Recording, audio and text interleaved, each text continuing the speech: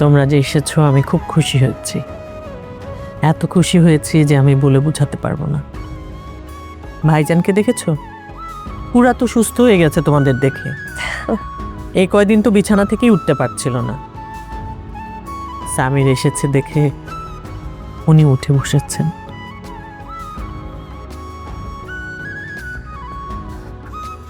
ফুপু,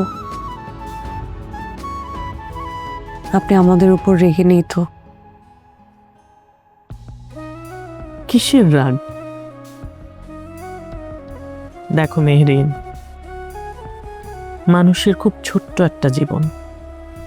এই ছোট্ট জীবনে মনের ভেতর যদি রাগ, অভিমান, অহংকার, ঘৃণা এসব পুষে রাখি, তাহলে তো এই জীবনটাই শেষ হয়ে গেল, ভালো কিছু আর থাকলো না।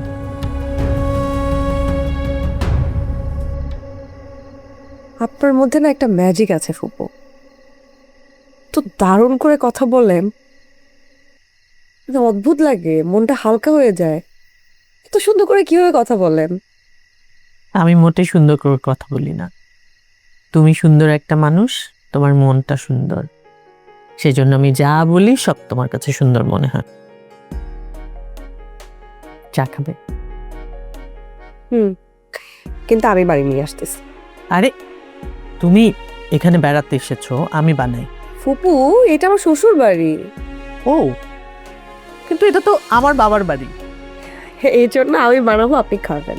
অনেকদিন আমার হাতে চা খান না, আমি এখনই নিয়ে আসতেছি। আচ্ছা।